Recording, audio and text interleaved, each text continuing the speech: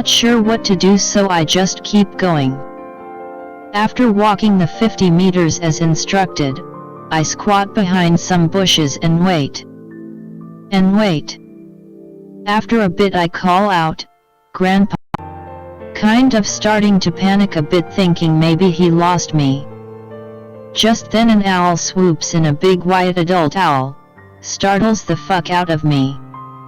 I should also mention here that I'm terrified of owls, and always have been. I've been attacked by two. Once when I was a baby and once when I was 10. I have a huge scar on my scalp from where it attacked me, and I lost a piece of my lip. Owl lands on a nearby branch. Cue my fear of owls. I start freaking out. I hear my grandpa's voice just then. "Anon." I stand up, quickly. "Grandpa." He doesn't respond, just keeps calling my name. His voice is getting closer though. The owl starts moving around on the branch, shifting from side to side like it's agitated. Hear Grandpa's voice call out again. But this time I notice it sounds weird. Feeling seriously spooked now, I decide to stay hidden in the bushes. Grandpa's voice keeps getting closer. Suddenly it's really close. And I see something step through the bushes. But the fog is super dense. Can't really make it out at first. I can only tell that it's some type of animal. Keep watching it until finally I can make it out. It's a tapir, pie related. Feel myself overwhelmed with fear for some reason. I almost feel like crying. The tapir raises its head like it's sniffing the air. But then it opens its mouth. Anon. I'm getting uneasy here just writing this. Instantly think about shooting this thing, but I'm still pretty useless with a gun. The tapir gets closer. By this point the owl is making all sorts of noises. Sounds like it's squealing. Tapir looks over at the owl and calls my name again. The owl stops squealing all at once and locks eyes with me for a moment. Suddenly it dives down and begins to claw at the tapir's eyes. But the fog is super dense. Can't really make it out at first. It's dark black, almost like Chinese ink. That's enough for me. I take off running. I can hear the tapir start chasing after me, but it sounds like the owl is still attacking it. The tapir is still calling my name, but the voice sounds different now. Really high-pitched. I hear a loud crunch. Look back as I'm running. The tapir has the owl in its jaws. Suddenly Grandpa is rushing over to me. 7stay on the ground, he yells. He shoots at the tapir. Lands 2 shots, black ink blood going everywhere, but the animal won't go down. Its voice gets even louder. Grandpa keeps shooting. Tapir finally tums and runs into the forest. Grandpa checks on me and then we go over to where the tapir got shot. 2 bullets on the ground there, covered in blood. Grandpa says the tapir wasn't an animal.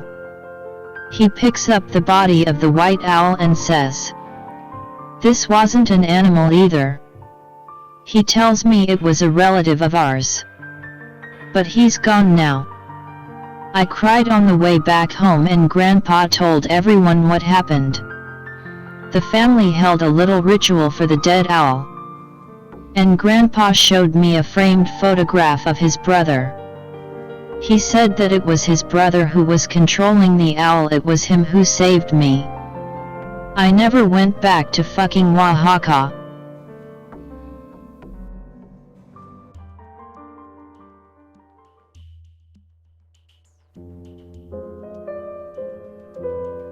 I have a story for you. be me. Work at a cafe chocolate place out in the country, live on a farm. It's a quiet area. We serve homemade stuff. We normally get a lot of old people. Especially during the winters. Summers are pretty silent. I work the register. Serving.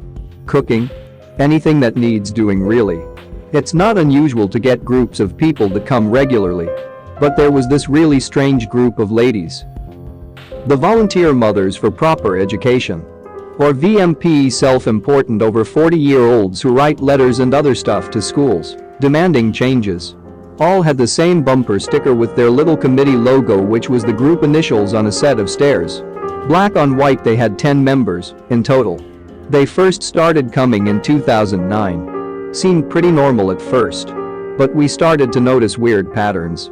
They all dressed similarly, with cardigans. Long dresses and tightly done hair. Not that strange, but they never dressed individually at all. They always ordered the same thing as the head lady, let's call her the controller.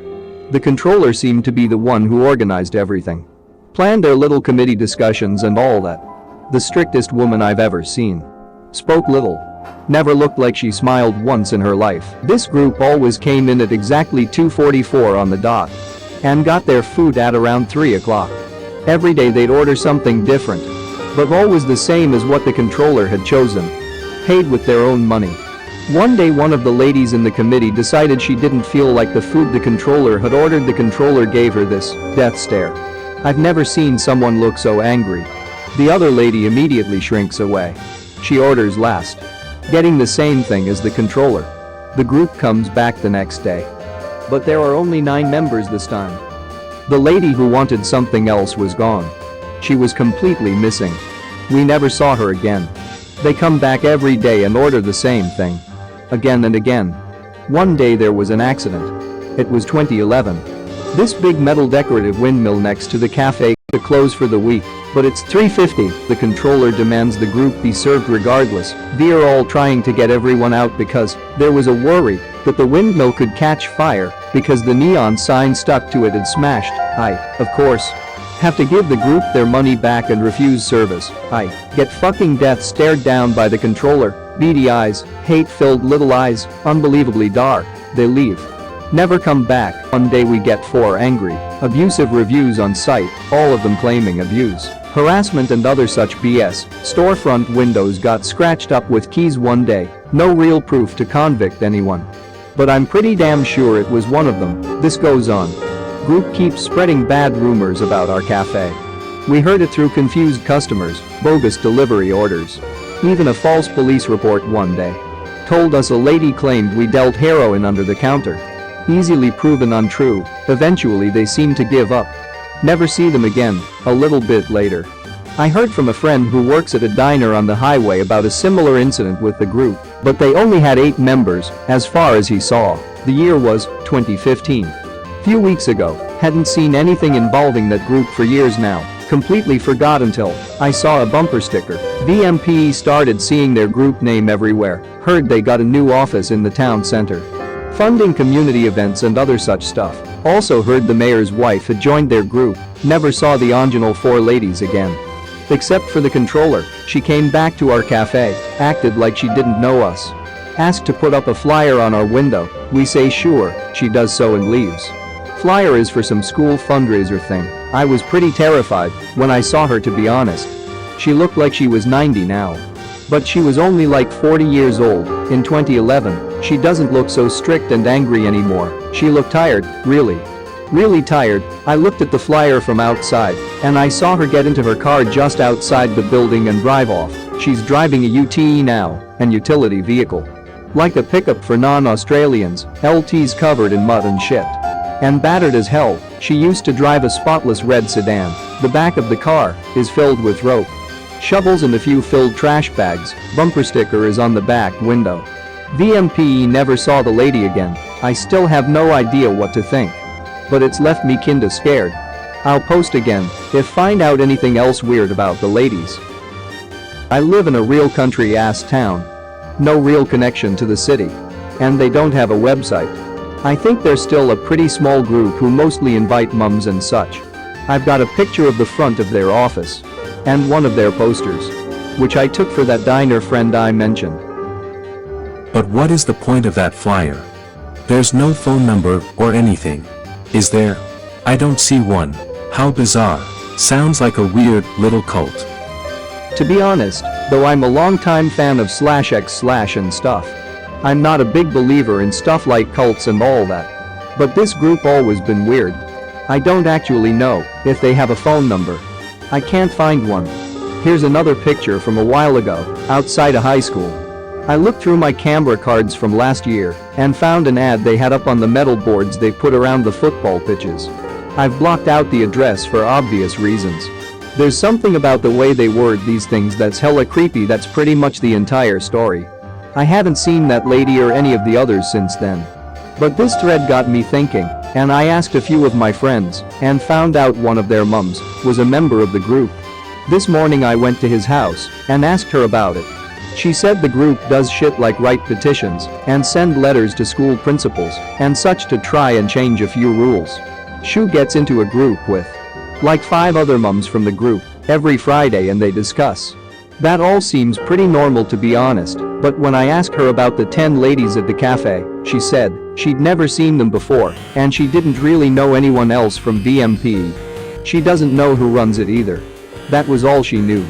I'm kinda unsure what to do about this now. Unless y'all have any suggestions.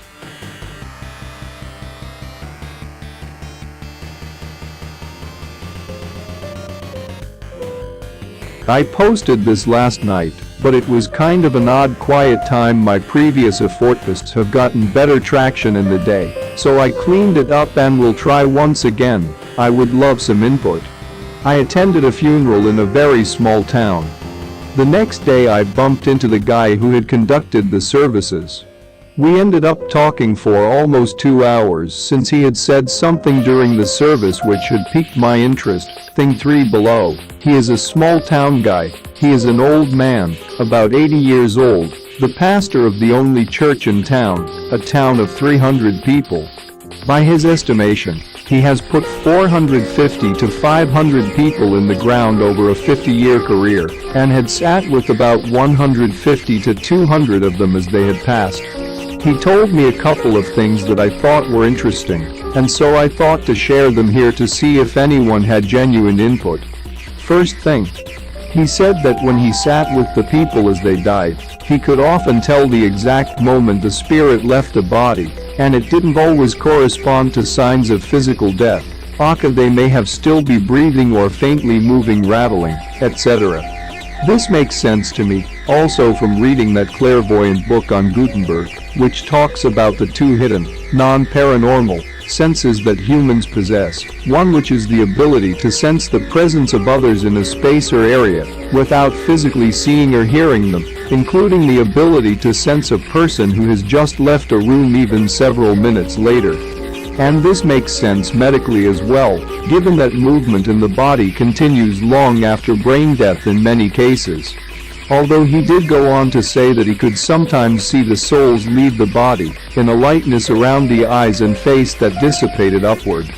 This last part I thought may have been an embellishment for the benefit of the local rubes, but overall, this section resonated as true and reasonable. Second thing, he said he had had 2 visions of deaths at which he was not physically present, but that he saw the moment of death just as it had occurred, and both times were somewhat unusual, traumatic. One was a gentleman who had pulled through an intersection on a motorcycle and had been struck